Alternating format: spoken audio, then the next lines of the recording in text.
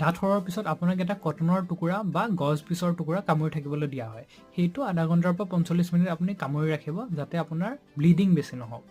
2 number, তুলা টুকুৰা বা গজ টুকুৰাটো পেলোৱাৰ পিছত আপুনি এটা আইচক্ৰীম বা ঠাণ্ডা কিবা এটা খাব পাৰে যোনটো আপোনাৰ ব্লিডিংটো কম কৰাত বা ইনফ্লেমেশ্যন অৰ্থাৎ বিষটো কম কৰাত সহায় কৰিব। যদি আপোনাৰ ডায়েবেটিছ বা চুগাৰ আছে তেনেহ'লে বৰফৰ টুকুৰা এটাও মুখত লৈ থাকিব পাৰে।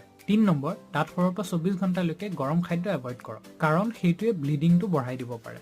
4 নম্বৰ, 24 ঘণ্টা হোৱাৰ পিছত আপুনি কুহুমীয়া গৰম পানীত নিমখ লৈ কুলি কৰি থাকিব পাৰে। আৰু লগতে ডক্টৰে আপোনাক এটা এণ্টিবায়'টিক মাউথৱাছ দিব পাৰে যোনটো আপুনি ব্যৱহাৰ কৰিলে দাঁত সৰন্তে হোৱা ঘাঁটোত ইনফেকশ্যন হোৱাৰ চান্সটো কমি থাকে আৰু ঘাঁটো সোনকালে শুকায়।